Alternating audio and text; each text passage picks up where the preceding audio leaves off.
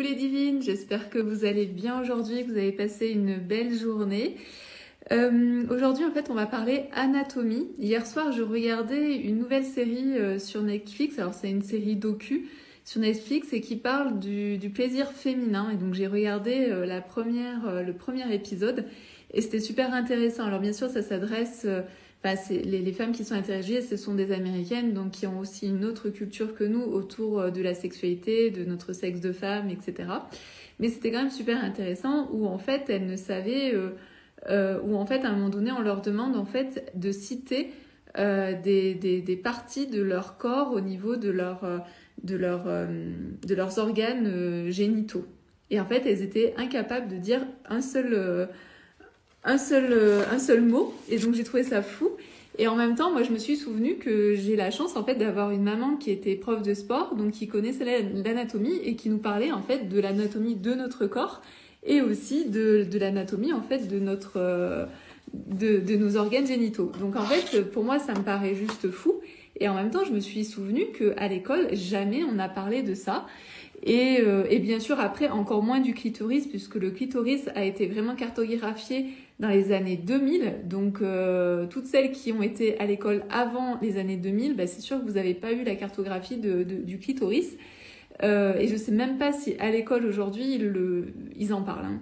Donc tout ça pour dire que je voulais juste vous montrer en fait dans le livre en fait que j'ai écrit, Les œufs d'Ioni, pour révéler son potentiel féminin. Il y a toute une partie, en fait, j'ai voulu qu'il y ait toute une partie autour de l'anatomie parce que j'avais bien capté qu'il y avait beaucoup de femmes qui me posaient des questions qu'elles n'avaient à la base pas besoin de me poser si elles connaissaient leur anatomie. Par exemple, j'ai des femmes qui peuvent me demander est-ce que l'œuf peut se perdre, est-ce que l'œuf peut remonter ? En fait, pas du tout, et je vais vous montrer pourquoi. C'est impossible en fait que l'œuf remonte plus haut que votre vagin. Après, il est bloqué en fait par le col de l'utérus. Donc voilà, et je me suis dit, et c'est pour ça que dans le livre en fait j'ai voulu faire toute une partie d'anatomie. Et donc on a vraiment une carte en fait, on a des cartes anatomiques de notre corps de femme. Et donc par exemple dans l'épisode en fait de Netflix là, il posait la question de où se trouve votre vulve. Et en fait, les femmes ne savaient pas dire où se trouvait leur vulve. C'est-à-dire que aux États-Unis, ils disent vagin, et vagin, ça représente en fait le sexe féminin. Donc vulve, en fait, ils ne savaient pas ce que c'était. Donc là, ici, on voit finalement la vulve avec les grandes lèvres donc autour, ici, les petites lèvres ici. Ensuite, on a le côté de l'urètre, on a le côté du clitoris, et puis ensuite, on a l'entrée en fait du vagin. Et aussi c'est intéressant et ça c'est vraiment chouette parce qu'il y a de plus en plus d'artistes en fait qui travaillent autour donc de notre sexe et notamment de cette partie-là où ils font des sortes de moulures en fait et ça permet ou des photos de vulves en fait qui sont toutes très différentes et ça permet aux femmes de se rendre compte que finalement les vulves c'est comme les pénis, ils sont tous différents, comme nos nez sont tous différents, comme nos lèvres sont toutes différentes les uns des autres. Coucou Martine. Donc voilà, donc c'est vraiment ça que je voulais transmettre en fait dans le livre. Et puis ensuite pourquoi en fait par exemple l'œuf ne peut pas remonter, parce que donc l'œuf il va venir ici, il va venir se loger en fait dans notre vagin ici. Et ici, en fait, on a le canal, on a le col de l'utérus qui est vraiment tout petit, comme vous pouvez le voir. Ça permet juste, en fait, aux spermatozoïdes de remonter vers l'utérus, et ici, en fait, on a les trompes de Fallope et on a les ovaires ici. Donc, une fois qu'on a compris ça, on est déjà plus sereine, en fait, quand on utilise les œufs d'Ioni. Après, ce que je demande surtout aux femmes, par exemple, qui se sentent mal à l'aise ou des choses comme ça, je leur demande en fait si elles ont un utérus rétroversé. Parce que quand on a un utérus rétroversé, en fait, ça peut vraiment venir appuyer en fait au niveau de notre vagin, ça peut faire des creux et l'œuf peut venir en fait se lover dans ces creux et ça peut être ensuite plus difficile pour que l'œuf descende. Mais il y a très peu de femmes en fait qui ont des utérus rétroversés. Et si vous voulez savoir si vous avez un utérus rétroversé, il suffit de demander à votre gynéco. Votre gynéco va vous dire s'il est rétroversé ou pas. Béatrice, tu me dis, c'est sûr qu'à mon époque, il ne fallait surtout pas parler de ça. Voilà, exactement. Donc ça, à la limite, c'est encore bien cartographié depuis de nombreuses années. Et je vous laisse, si vous avez Netflix, aller voir cette série qui parle du plaisir féminin, où vraiment tout notre corps a été banni depuis des millénaires. Ou alors, il faut savoir que par exemple, hystérique vient du mot utérus, quoi. Donc c'est un truc de fou. Bon voilà, donc on a pas mal de choses à réparer et à réintégrer. Et puis, j'ai le chat en fait qui est en train de s'exciter sur un truc. Et c'est l'heure de jouer. Et ensuite, ici, donc, c'est la cartographie donc, de notre clitoris. Donc notre clitoris, ce que l'on peut voir dans le dessin, le schéma précédent, ici, voilà. Donc ça, c'est le petit bout, c'est le petit point que l'on peut voir avec son chapeau. Il est en réalité donc ici sur ce schéma, donc c'est juste cette petite partie. Et ensuite, on peut voir qu'il a plein de petites branches partout. Et surtout, c'est un organe qui est super érectile. Donc dès que vous le touchez, vous avez énormément de choses qui se passent. Tout va se gorger de sang, etc. Et donc, c'est ce qui permet aussi d'avoir plus de sensations, plus de plaisir. Et donc, c'est vraiment important de pouvoir aller explorer cette partie-là de notre corps qui a été à la base complètement bannie. Donc voilà, donc je vous laisse regarder. Et donc, imaginez en fait que votre clitoris, ce n'est pas juste le petit chapeau en haut, mais c'est vraiment tout ce qu'il y a ici. En fait, ce sont les branches ici, ici, ici et ici. Donc en fait, on a un super organe érectile comme les hommes et c'est important d'en prendre soin. Je ne sais pas si vous avez des questions par rapport à ça. Je voulais vraiment juste faire ce live en fait par rapport à notre anatomie de femme. Ce que je dis aussi souvent, c'est que dans notre vagin, on a des petits capteurs sensoriels qui sont à la base endormis. Et l'œuf de Yoni, en fait, en passant, vient les réveiller. C'est ce qui donne aussi beaucoup plus de sensations quand on fait l'amour. Une fois qu'on a utilisé les œufs de Yoni, quand on a réveillé ces petits capteurs. Coucou Patricia, est-ce que vous avez d'autres des questions qui pourraient vous venir? En fait, on est vraiment entre nous et si je peux y répondre, j'y réponds.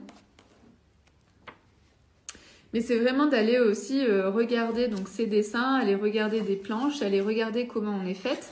Et vous allez voir aussi que finalement, votre œuf, il va pouvoir aller au bon endroit sans qu'il y ait de peur. Et c'est toujours difficile de parler de sexualité, alors que là, je n'en parle que d'un point de vue anatomique.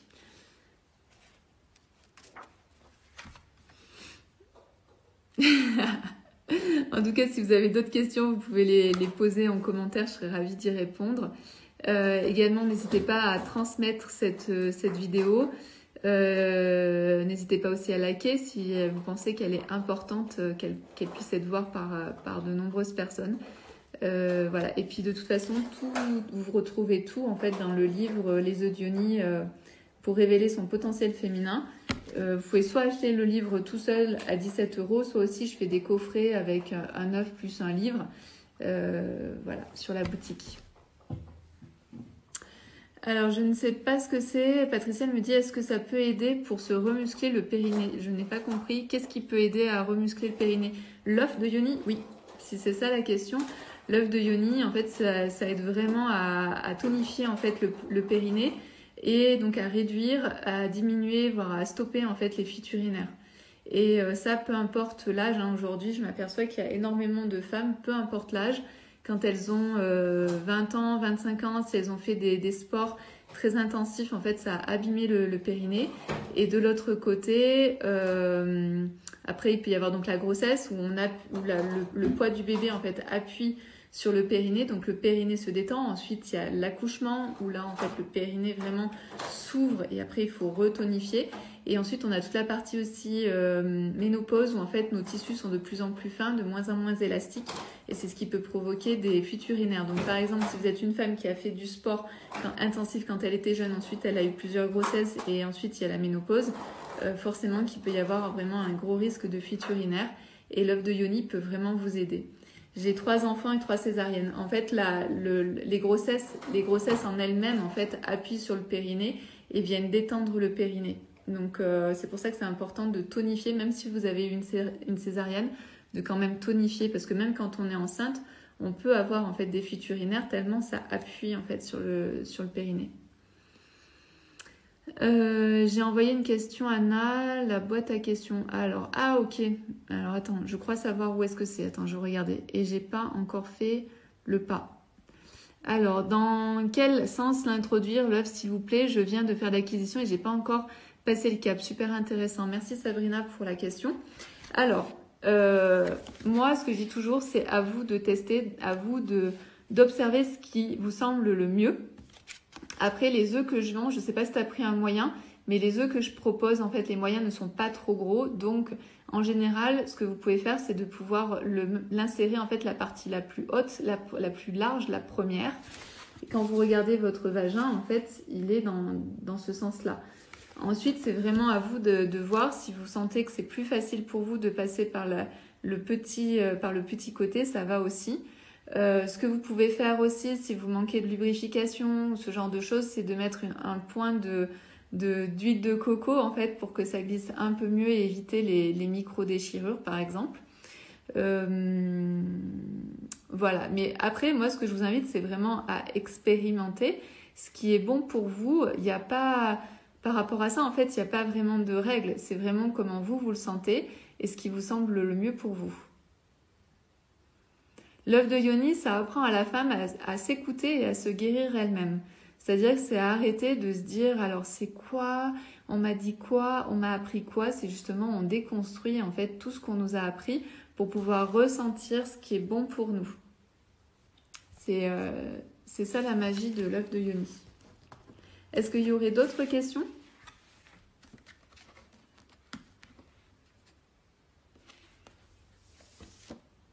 Et Sabrina aussi, si tu as pris un œuf de Yoni percé, c'est de pouvoir y mettre un fil au début pour pouvoir se sentir plus en sécurité. Mais après, c'est très personnel. Il y a des femmes qui connaissent très bien leur périnée, qui savent qu'elles vont pouvoir expulser l'œuf quand elles en ont envie, etc. C'est très personnel. Comment charger l'œuf ? Alors ici en fait il y a plein de techniques et c'est pareil, c'est d'aller explorer ce qui est bon pour toi, de quel rituel tu veux faire, mais déjà avant de le charger c'est de pouvoir le nettoyer. Le plus simple c'est de le passer sous de l'encens par exemple ou sous de la sauge, donc de la fumée de sauge, etc.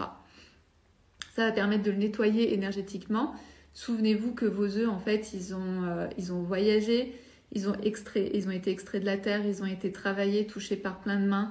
Ensuite, ils ont voyagé. Ensuite, ils ont été touchés par plein de personnes. Par exemple, Valérie aussi touche un à un vos œufs pour vérifier la qualité de vos œufs, pour s'assurer qu'il est bien lisse et de bonne qualité.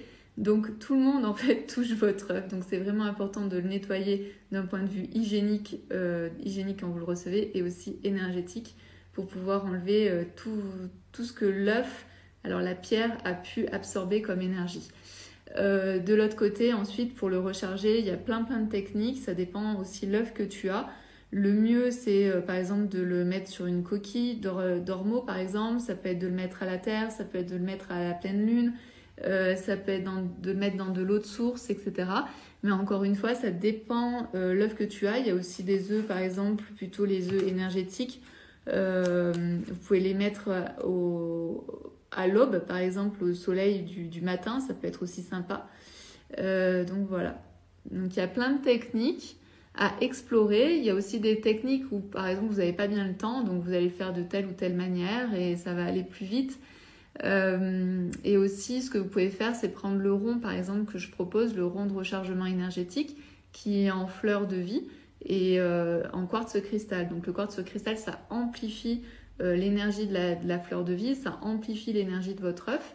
Donc par exemple la fleur de vie, elle, vous pouvez poser dessus, elle n'a pas besoin, en fait elle nettoie et elle recharge naturellement. Ça fait partie des géométries sacrées les plus puissantes que l'on a dans notre monde, et c'est pour ça que vous pouvez voir en fait dans certaines cathédrales, dans certains lieux de culte qui sont là depuis des millénaires, c'est la fleur de vie. C'est vraiment une géométrie sacrée, c'est vraiment un motif qui est juste extraordinaire et vibratoire.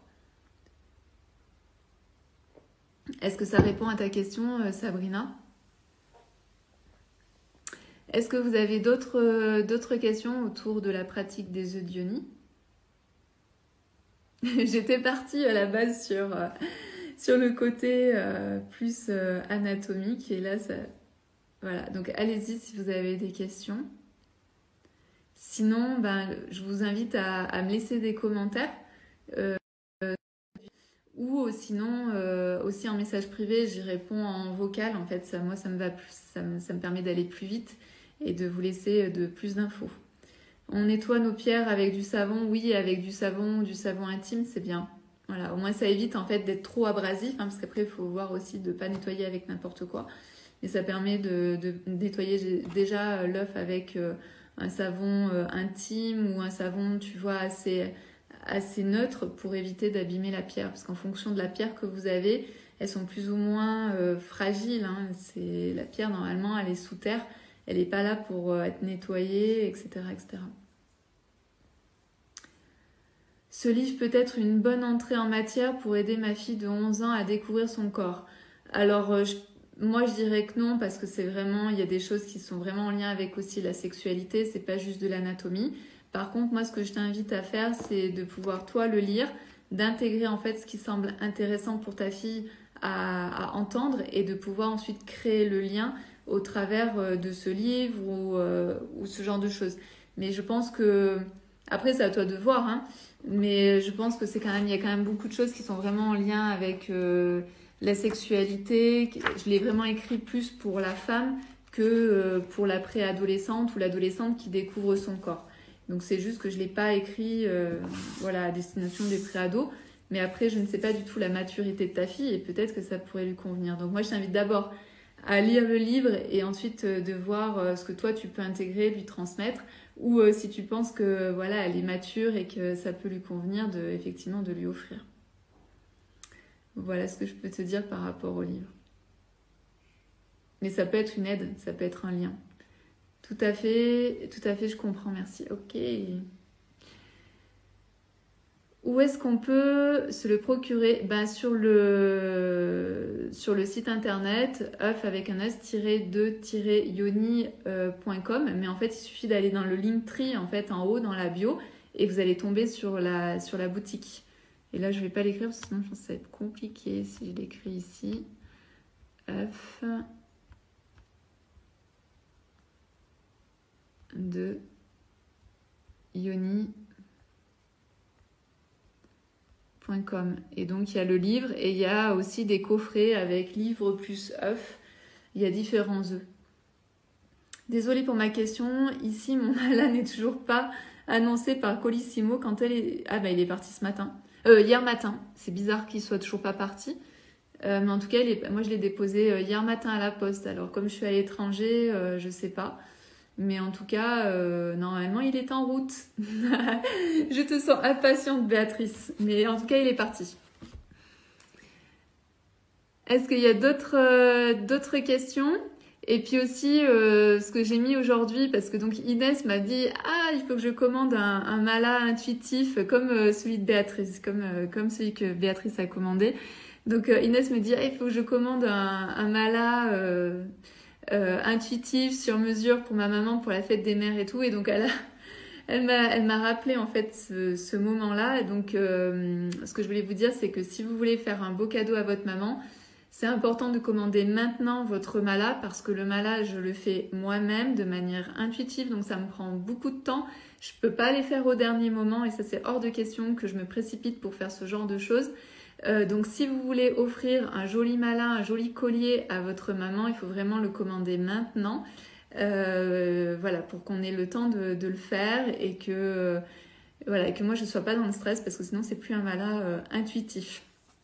Voilà, donc je sais que je crois que la fête des mères c'est dans 1 mois et demi, quelque chose comme ça. Mais moi ça me prend beaucoup de temps en fait pour faire les malas, comme ils sont faits à la main. Entre chaque perle il y a un nœud, donc voilà. Donc c'était juste pour faire ce rappel-là aussi par rapport au mala. Et puis Béatrice, j'espère qu'il te plaira. Je sais pas si tu as regardé la vidéo que je t'ai faite.